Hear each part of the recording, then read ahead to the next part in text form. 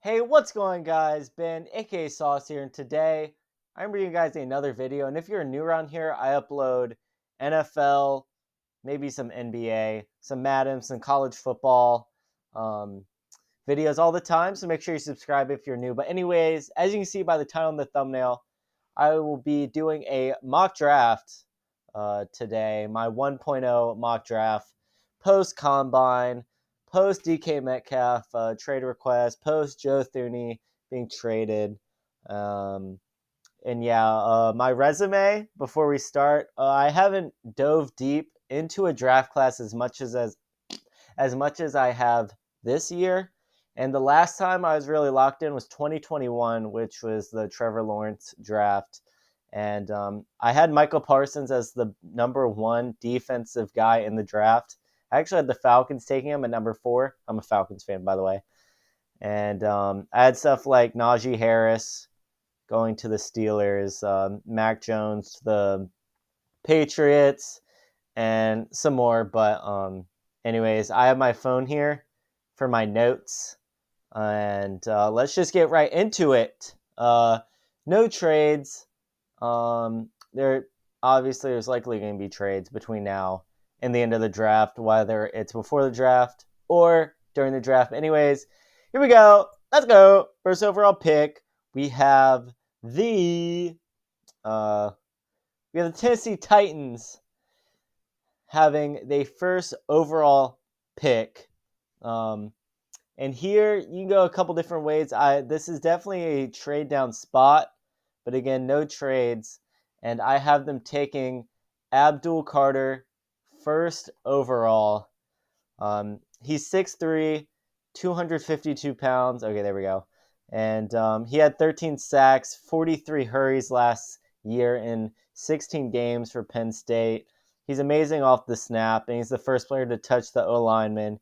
He always knows where to attack them, and he doesn't have any wasted steps going from his stance going to the quarterback. He has amazing pursuit, hawks down ball carriers. He's an athletic freak.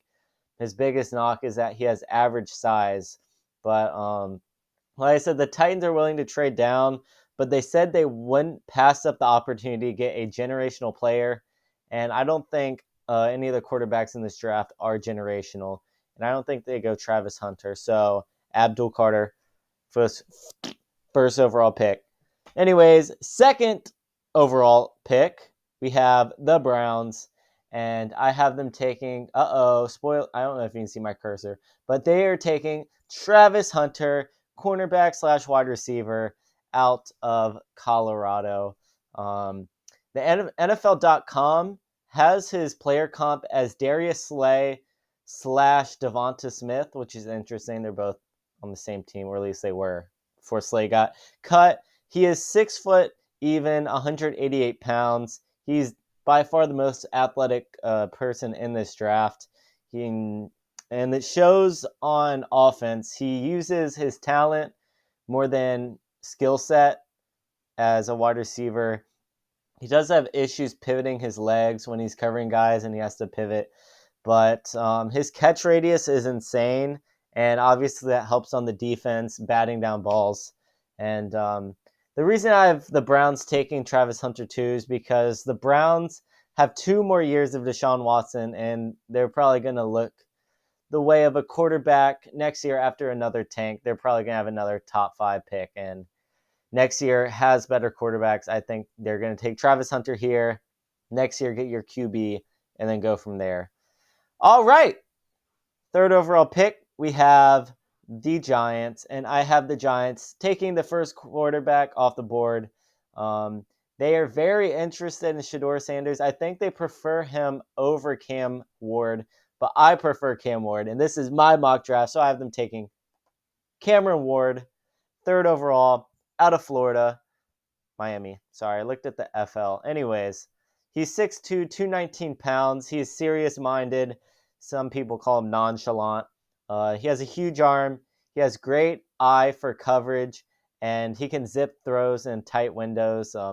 But the biggest knock on him is that he can sometimes play hero ball, kind of like Caleb Williams, running out of the pocket, running around, getting sacked for minus 20 yards, or just trying trying to play hero ball in general. You know what that means. But the Giants are very happy with this, especially after Matthew Stafford re-signed. And in this scenario, they don't have to trade up, and they get their pick of quarterback. And obviously, I have them taking Cam Ward. Next, 4th overall pick, I have the Patriots taking Tetairoa McMillan, wide receiver. Where is he? There he is. Boom! Out of Arizona.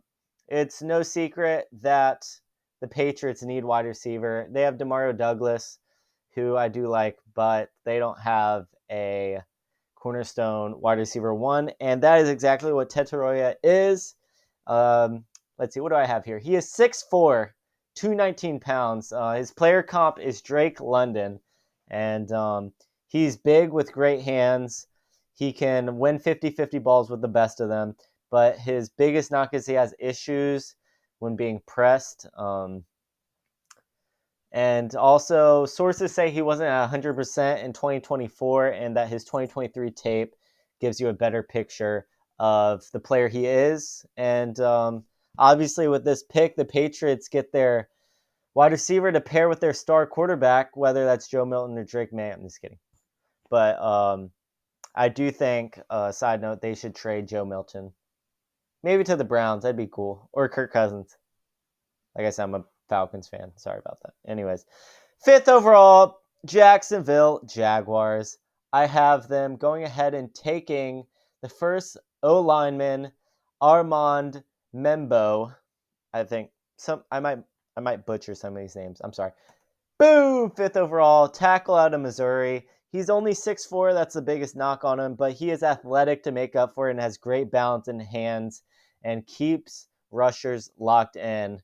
And he does have issues as a drive blocker, and which is interesting to me because he is so athletic, but he does have issues being a drive blocker. But it's no secret T-Law needs some better protection, and the Jaguars here have the chance to take their pick on O-lineman, and I think he's the best lineman on the board, hence why he's the first one off the board at 5th overall. Next, the Raiders, and they're going to go ahead and take Shedeur Sanders here. Obviously, the Raiders, every time they would lose, Shedeur Sanders would post a praying emoji on X. So it's fitting that he actually ends up going here. I haven't seen a lot of mocks of him falling to 6. Actually, I did see one of Shedeur Sanders going 27th overall. The Browns traded back into the first round to grab him. He's not falling that far. I can concede that the quarterbacks in this class are not generational. They're just being they're being inflated because of the positional advantage of a quarterback. Obviously, it's not as bad as like the Malik Willis, Desmond Ridder, Kenny Pickett draft, where they're just hot ass. But Shedeur Sanders is a good quarterback. Let's see, he'll probably be gone if we're doing trades. Like I said, I don't think he's going all the way to 6, let alone 27th overall. But he gives the Raiders a precision pocket passer with functional mobility. This passing offense needs a point guard with a high football IQ to stabilize the unit and get into the right positions, and that's exactly what Shedeur Sanders is and will do. And his biggest knock is that he has a long step back, and that aids edge rushers coming off the edge, boom, right into him, instead of him being up here and then coming off the. I'll show you like this, coming off the edge and then having to go here. He's back here, so they're like, boop. Great analysis, thank you. I know. Next, the Jets.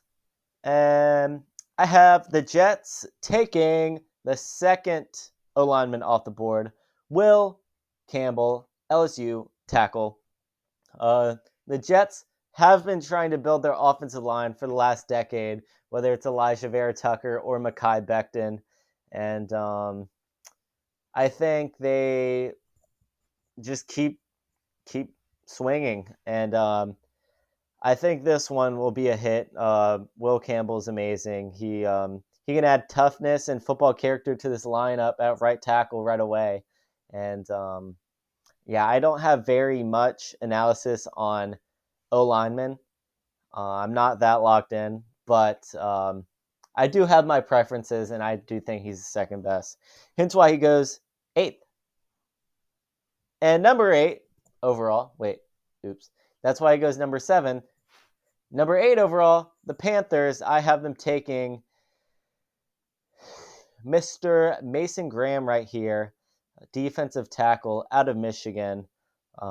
He's a great interior pass rusher who can help the back end of the defense and get the ball out of the quarterback's hand quickly. He's a plus run defender as well, and he comes in here to bolster Carolina's D-line. And, I mean, yeah, what more can you ask for than an amazing D tackle? Next, number 9, the New Orleans Saints. I have them taking the first cornerback off the board, Will Johnson. Oops. Oopsies. Okay. Will Johnson, cornerback, Michigan, back-to-back Michigan guys going. This is the Marshawn Lattimore replacement. Obviously, they traded him near the trade deadline this past season, and now they get a type of cornerback who can play on the Saints roster and create a significant impact. And he might not have the recovery speed to dominate in man coverage, but he has great instincts and great downhill stop and start agility to be an impactful off-zone defender. And this is a potential cornerback 1 and can dive into the deep defensive line class later in the draft. The Saints can. But, yeah, he's my favorite cornerback, obviously. That's why I have him going first. You know, some parts of mock drafts are based on fit, and other parts of it is just take best player available. Number 10, the Bears. I have them taking Tyler Booker, the first guard off the board out of Alabama. Boom. It's no secret that the Bears need O-linemen, and they did just trade for a guard in Joe Thuney, but I think they're just going to keep hammering down the O-line, and it'll probably work out because Caleb Williams is insanely good. But he's the definition of a tone setter. He has a quote from the Combine that he said, "I love football because of the brand of football I play. I make guys not love football anymore," which is badass. He is a top-class true guard prospect with the size, strength, and demeanor to transform an entire unit's identity because of his ability to anchor, finish, and deliver body blows. The Bears are obviously in desperate need to shore up the middle of the pocket for Caleb Williams to operate and develop, while also getting closer to having an efficient ground game. Tyler Booker will contribute in both areas and serve as a building block for the next decade. And that's from Bleacher Report. Part of that quote is. But next, we have the Niners. And I have the Niners taking a defensive end. Shamar Stewart, you've been drafted to San Francisco. He ran a 4.58 in the draft, which is insane. Think about just some of these wide receivers I have in here ran a 4.45, and as a defensive end, he ran a 4.58. Insane. He also has a 40-inch vertical and a broad jump of 10 feet 11 inches, just about 11 feet. He's 6'5", 267 pounds, and again, he ran a 4.58 40. And you might be like, so Ben, why is he not the first overall pick? Well, he's had 1.5 sacks in each of the past 3 seasons. Yeah, I know. At least he was on Texas A&M, so it's a real team with real competition. It's not like he's on Marshall. No shade, or maybe shade to Mike Green. We'll get there. Is that his name? Yeah, but yeah, he he did get 30-some pressures. He got 30-something pressures. I mean, hurries. Sorry. Okay, I need to. Okay. He did get 30-something pressures this past season. Like I said earlier, Abdul Carter had 43 pressures in 16 games, and Shamor Shart had 34 pressures in 12 games. So that's better than Micah Parsons. He's just not able to bring down the quarterback. But Robert Saleh is an excellent defensive mind, as y'all know, and I think he'll be able to get this project guy into an elite player. I mean, they have Nick Bosa on the other side to relieve some pressure off him, and also to show him how to dominate in the NFL. And yeah, number 12, we have the Cowboys. A lot of people have them take Ashton Jeanty here, number 6 recruit right here, but I do not have them taking Ashton Jeanty. I actually have them taking a guy who is going to help their run game, but maybe not the level of Ashton Jeanty. I have them taking tackle Josh Simmons from Ohio State. The Cowboys GM did mention how they are trying to retain Rico Dowdle, who's an unrestricted free agent. And obviously, well, not. I mean, you could draft Ashton Jeanty and resign Rico Dowdle, but I think it would be wiser of them to retain Rico Dowdle, draft a tackle here, especially with Zach Martin's retirement, which basically all but secured what the Cowboys should do this year, even though Zach Martin was a guard. Of course, you can flip some guys around. And Simmons, he was almost a better prospect than what we have him here, because he did have a major injury to his knee. He had knee surgery. Cue the meme. But that kind of made him the third guard or third tackle off the board here to the Giant Cowboys. Yikes. And it's huge news that he said the recovery is going great, and he was looked at as one of the top players in this class before getting hurt, like I just said. But I have him going as the third tackle, fourth O-lineman, going off at 12. And now, moving on to 13, we have the Dolphins. And I have the Dolphins taking Jalen Walker here. He is, sorry, notes. Linebacker out of Georgia. Boom. He's played mostly as an off-ball linebacker in the past year, but from everything the scout has heard, the NFL views him as a versatile chess piece who can play true linebacker and edge defender. But the NFL teams are generally higher on his defensive impact, and I have him going here at 13 to the Dolphins, who can use some linebacker help, and that's what they do right here at 13. Moving on to 14, I think this is pretty easy. I have them taking Tyler Warren. It's no secret that the Colts need some tight end, someone better than Mo Alley Cox or Tyler Granson.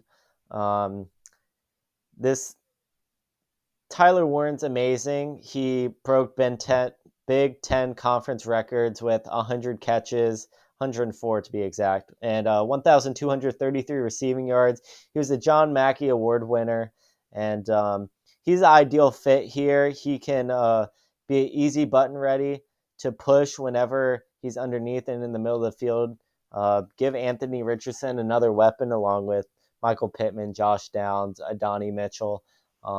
It's just a match made in heaven. He can also block like any other, help out Jonathan Taylor, and just he's a great prospect. He's amazing. And now number 15, my team, the Atlanta Falcons. I have them taking I'm just kidding. I wouldn't be surprised though. Falcons, they never do what they're supposed to do. Like I said, I have Micah Parsons going number 4, the Falcons. They take a tight end. I have us taking somebody else. I forgot who I had the Falcons taking when they took Bijan Robinson. I wasn't expecting that. And then last year, I can't remember who I won the Falcons take. Well, it wasn't Michael Penix, but so far that has turned out well. Michael Penix through 3 games. I've made a video about Michael Penix. You can check it out if you want to. But back to what we're talking about. 15th overall pick, Falcons. I don't have them taking edge rusher. I mentioned it earlier. This draft has a loaded D-line depth. I have us taking safety, Mekhi Starks, out of Georgia. He was a 3-year starter with the team, and he noted that he got a lot of his skill sets from going up against Brock Bowers in practice. Obviously, Brock Bowers was on Georgia last year. I don't know if I mentioned he's on Georgia, and he's great. He's a versatile safety with the size and athleticism to eliminate contested catches and the speed and ball skills to shine when the action travels deep. Connection to the route is inconsistent, man, and he's baited out of position by misdirection, but better discipline and anticipation should clean that up. And obviously, the Falcons have Jesse Bates, who is a top 3 safety in the league. And we also have Justin Simmons, but he's an impending free agent, along with Richie Grant, both set to hit free agency. He was asked in the combine, he said he would love to play for the Falcons, stay at home, and being able to learn under Jesse Bates next year and the following year. And then after this upcoming year and one more year, Jesse Bates is a free agent, so he might not be coming back. Yeah, some more about him is that he has the IQ and athleticism to play multiple positions. He does slow down to create contact when tackling running backs, which obviously isn't good, but I think he would be amazing for the Falcons defense. We just need to go all defense this draft, and looks like what we're planning on doing because we did only interview defensive players at the combine. So yeah. Oh, I haven't drafted him yet. Oopsies. All right, 16. We have the Arizona Cardinals, and I have them taking a cornerback here. Where is he? I guess I'll just look him up. Jahad Jade Barron might be. Texas out of cornerback is what I was about to say. Cornerback out of Texas. He ran a 4.39 40-yard dash, which is amazing. He has good size and strength to be a great nickel corner. He doesn't have a lot of reps in man coverage, though. That's the biggest knock on him, but I think this would be amazing for the Cardinals. Solidify that secondary. And yeah. Next, we have the Bengals. I have them taking James Pierce, a defensive end. Let's go ahead and do that. Should I just start looking him up? No, it's fine. Edge out of Tennessee. There are question marks about Sam Hubbard. Actually, as I was making this, Sam Hubbard was cut and then retired. So that happened after I wrote down that there are question marks about Sam Hubbard, which is ironic. Also about Trey Hendrickson, who said he wants out. And I think James Pierce and Mike Green are similar in players, but I gave James Pierce the edge about Mike Green and his scandal, which I'll get to. But James Pierce is a slippery pass rusher with an explosive get-off. And he's going to help the Bengals defense, which is pretty atrocious, to say the least. Next, we have the Seahawks, and I did have the Seahawks taking a tackle here, but plans changed. The freaking DK Metcalf camp came out and said that he is requesting a trade. He wants to play on a contender, which the Seahawks, I don't, it's not like you're on the Browns and you're Myles Garrett. You're on the Seahawks. They're maybe not a contender, but they will contend for a playoff spot, which, I mean. But I have them taking Emeka Buka. out of Ohio State. He's 6'1", 202 pounds. So every so often throughout this video, I'm stopping it and looking back and just reflecting. So hopefully this video gets better as it goes along. But I'm going to stop trying to say So, and I guess so, maybe. Anyways, his draft comparison is Ricky Pearsall, Adonai Mitchell, and Kadarius Toney. So not exactly DK Metcalf, but um,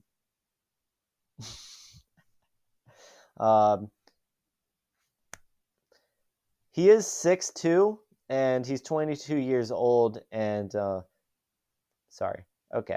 he's 6'1", and he's 202 pounds, and he ran a 3.440, which is impeccable.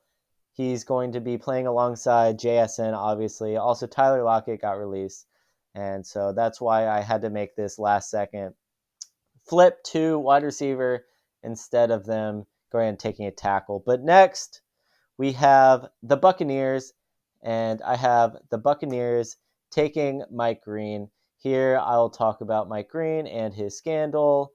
He said in the interview process that the reason he left Virginia was because he was accused of sexual assault, and he was dismissed by the team, and now he's on Marshall, and he's a very great prospect, but yeah, that's his second time being accused of this. He's denied them both. He's never been charged or anything. One was in high school and one was at Virginia.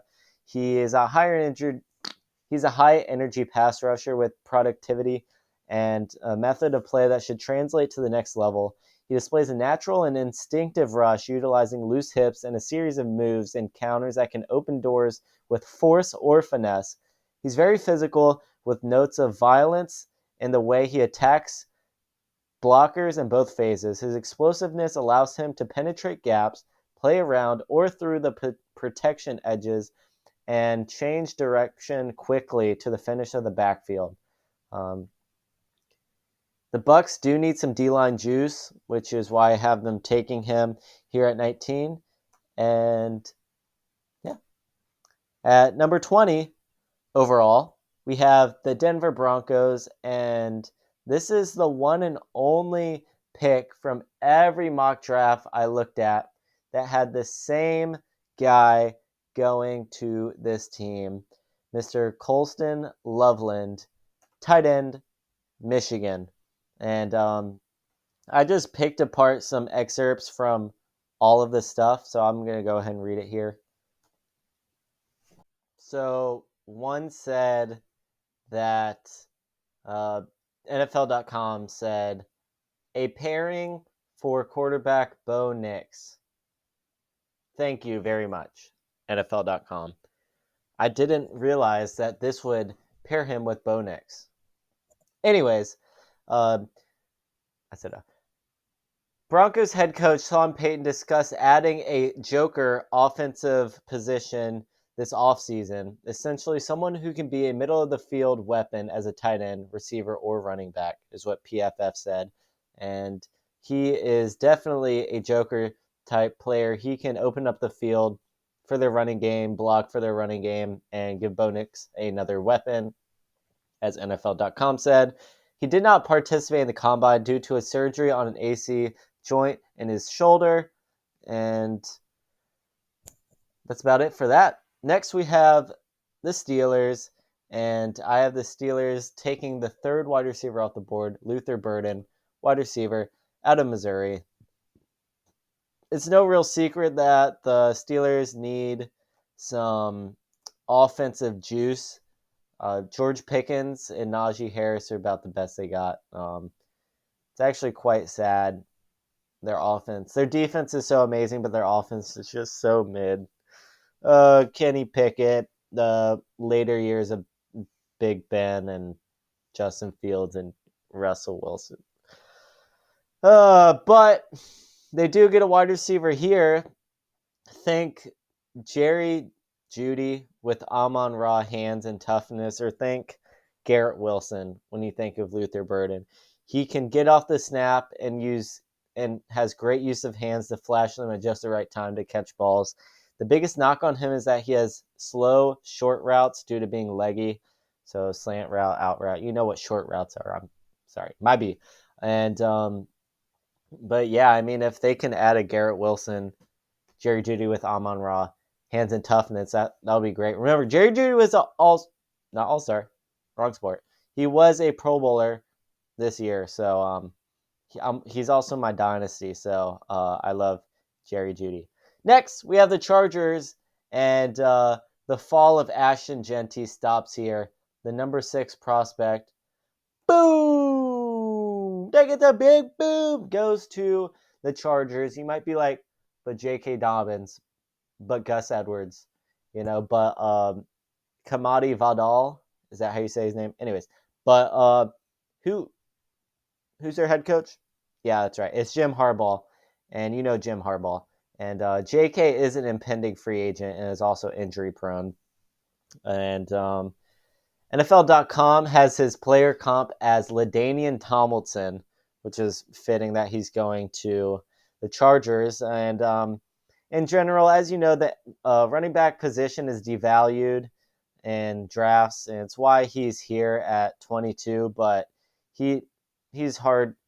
He's just a different breed. He runs low to the ground and is hard to bring down. But at the same time, his lightning quick off the ball and jump and picks up momentum and doesn't look back. He is an amazing blend of brute force and speed.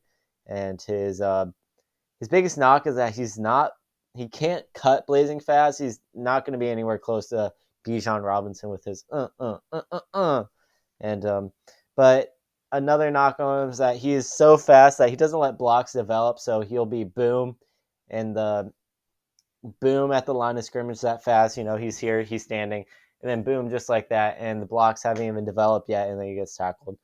And another thing that people say is his weakness is how much his workload was. He got like 400 carries in the final 9 games this past year, which I don't really think that's a weakness because he didn't get hurt. I don't think this season, you can't really look at college and be like, oh, this guy is overworked. He's not going to last in the NFL. But I think college is a little too soon to be saying, look at this workload. He's probably breaking. But anyways, I said the Green Bay Packers, the 23rd overall pick. I have them taking a cornerback, and I was going to have them taking this guy right here, Azariah Thomas, and because he's 20 years old, and I just prefer guys that are young over guys that are older, like 23. Like that's one reason I didn't like Michael Penix, because somebody like JJ McCarthy, who I didn't like for the record, he's 3 years younger, so it's like, would you rather have rookie Michael Penix or third year JJ McCarthy? Because they'd be the same age. And so I was going to have him take Thomas here because he is 20, but the Packers are contending. So I think they would go with the more NFL ready guy, which is Siobhan Revel. Sorry. That's such an easy last name. I'm just stupid. Out of East Carolina. I used to be an East Carolina fan back when I was a younging, so that's pretty cool. They also have cool jerseys and logo, and I was the quarterback for them in my college football dynasty. But that has nothing to do with this. Revel didn't work out at the combine. He's recovering from a torn ACL suffered early last year, but he's the prototypical Green Bay cornerback at just under 6'2", just under 200 pounds as well, with long arms and big hands. He would have passed all the speed and explosiveness threshold with flying colors had he been in Indianapolis. And this is obviously in wake of G. Alexander requesting a trade, or no, they reported that he could be on the move. He didn't request a trade. That's my B. But that write-up was from PFF. Next, we have the Vikings, another NFC North team. I have them taking K. Dot right here. Shout out Infinite K. Kenneth Grant, defensive tackle, Michigan. The Vikings could use some help at defensive tackle with Jonathan Bullard and Jerry Tillery scheduled to hit free agency. And Kenneth Grant ran hot and cold in college, but he can split double teams, and he's 340 pounds with long arms and has good strength. And I have him here helping the Vikings on defense, which their defense is amazing, but you can never have enough guys on defense. And next, we have the Texans, and I have them taking an offensive lineman out of North Dakota State, Gray Zabel. And he's 6'6", and he gives CJ Stroud some protection. They could take the top talent guy, and they could go ahead and have him opposite Laramie Tunsil and then move Blake Fisher inside. And they don't need to force needs, just pick up the good player right here. And yeah, I mean, you can never give your quarterback enough protection. And that's the pick there. I do have a podcast, by the way. Short plug, but no, it's not about a plug. My pod members said the AFC South is hot ass, which I do not agree with. I think the Texans are a very good team. I was a little bit too high on them last year. I had like a power ranking. I had them as like the 8th team, and then they went on like a 3-game losing streak where they were just bad for a couple of weeks, losing to the Ravens, like getting destroyed by the Ravens, losing to the Chiefs, but then they beat the Chargers in the playoffs, which is a very impressive win. And I give them their flowers. Texans are a good team. Next, we have the Rams. And this might be a little controversial, but I have them taking a wide receiver, Matthew Golden. Think Chris Olave when you think of this guy. He ran a 4.29 40. Cooper Kupp's going to be gone, whether it's cut or traded. And the Rams have their guy. They love speed. Sorry. They love grit. They love rack catching. Puka, Jordan Whittington, Cooper Kupp. But this guy, like I said, 4.29 40, he is all about speed. And Matthew Stafford's there, so they're still contending, you would think. And have Jordan Whittington in the slot, Puka Nacua, and then Matthew Golden. And it's amazing. He can work on all 3 levels of the field with similar consistency and productivity. His route running needs refinement, but he does a decent job at altering tempo and separating at break points. 26th overall, we have the Baltimore Ravens, and I have them taking an O-lineman right here, Josh Connerly Jr., Oregon tackle. This is their Ronnie Stanley replacement, and he is only 6'4", which is not preferable as a tackle, but I think he's the next best tackle on the board. And I think the Ravens should pick this guy up and be very happy about it. Next, we have the Lions with Michael Williams out of Georgia. Michael Williams is a defensive end, as you can see. Oh, maybe you can't. Yeah, you can. But out of Georgia, and they do obviously have Aiden Hutchinson, and they also have Zadarius Smith, but Zadarius Smith is 33 years old, and our guy, Michael, is a project player, but that's literally perfect because they have the 2 guys I just named, and Zadarius Smith is gone after this upcoming year, so let him develop, and then bop him right in on the other side of Aiden Hutchinson, and I think it'd be perfect.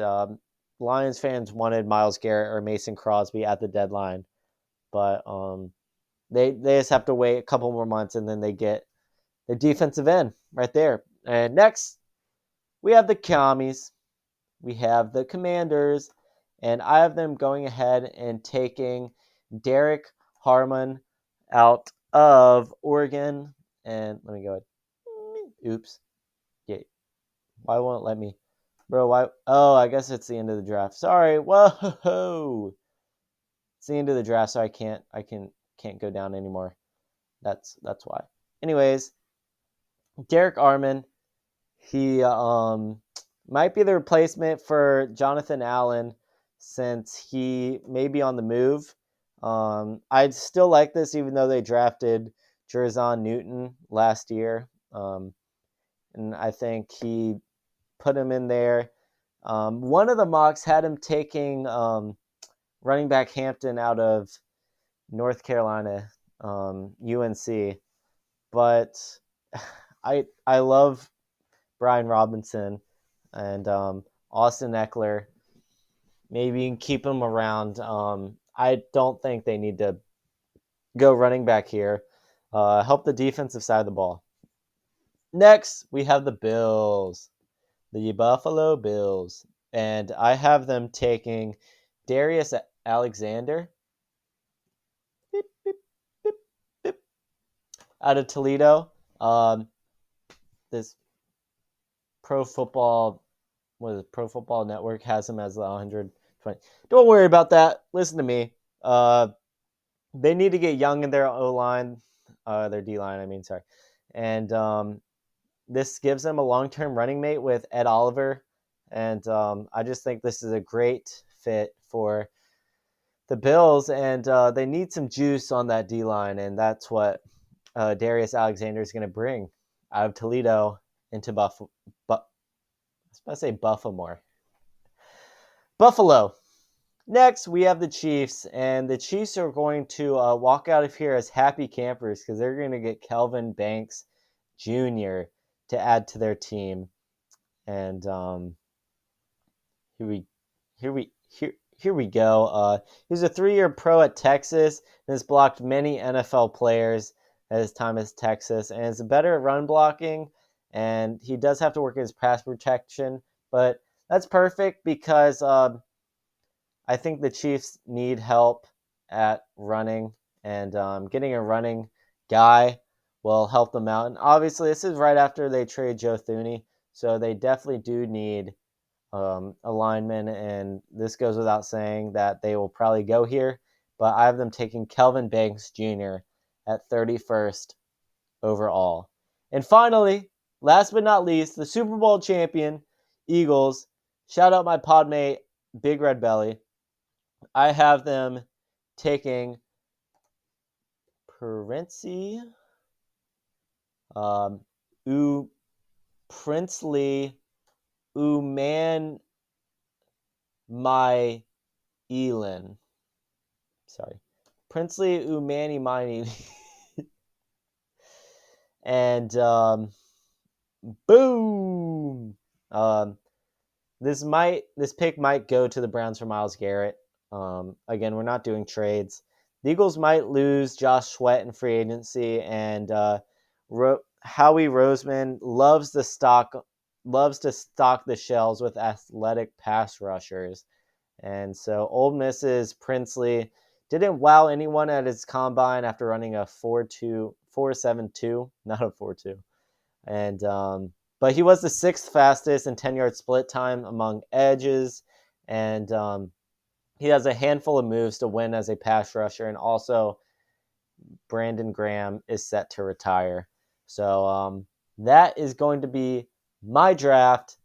Let's see. I zoomed in for y'all. We can't get everything on one page, but we have from the top Abdul Carter, Travis Hunter, Cam Ward, Tetaroa, Armand, Shador Sanders, Will Campbell, Mason Graham, Will Johnson, Tyler Booker, Shamar, Josh Simmons, Jalen Walker, Tyler Warren, Malachi Starks, Jadade, Barron, James Pierce, Emeka Angbuka, Look at me. Okay, now it says he's 6 foot. I said he was 6'2", then he was 6'1", and now it says 6 foot. So I guess he might be 1 foot tall by the time he's drafted.